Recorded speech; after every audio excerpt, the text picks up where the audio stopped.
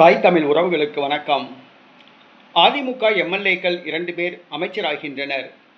அதிமுக எம்எல்ஏக்கள் 2 பேர் அமைச்சராகின்றனர் என்ற தலைப்பில் இந்த காணொளியை காண்கிறோம்.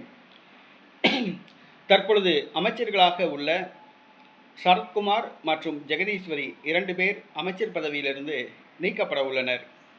இடைத்தேர்தலுக்கு பிறகு அதிமுக எம்எல்ஏக்கள் 2 பேர் அமைச்சராக்கப்பட உள்ளனர் என்ற செய்தி வெளியாகியுள்ளது. அதாவது தற்பொழுது பிரச்சனைகளில் சிக்கியுள்ள சரத்குமார் மற்றும் ஜெகதீஸ்வரி இந்த 2 பேரும் அமைச்சர் பதவியிலிருந்து நீக்கப்பட உள்ளனர்.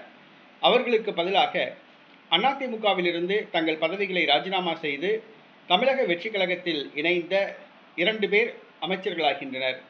ஒருவர் விராலிமலை தொகுதி சட்டமன்ற உறுப்பினர் பதவியை ராஜினாமா செய்த விஜயபாஸ்கர், மற்றொருவர் அம்பாசமுத்திரம் இசக்கி பாண்டியன் என்று 2 பேருடைய பெயர்கள் அமைச்சர் பதவிக்கு அடிபடுகின்றது.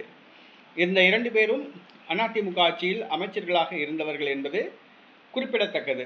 தற்பொழுது அதிமுகவினருக்கு முக்கியத்துவம் கொடுக்கும் பொருட்டு அதிமுகவினருக்கு பதவிகள் வழங்கினால் அதிமுகவை சார்ந்தவர்களை மேலும் தங்கள் பக்கம் இழுக்கலாம் என்பதை மனதில் கொண்டு இந்த 2 பேருக்கும் அமைச்சர் பதவி வழங்கப்பட உள்ளது. அதிமுகவை சார்ந்த ஏற்கனவே நிர்மல்குமார், செங்கோட்டையன் ஆகியோர் அமைச்சர்களாக உள்ளனர்.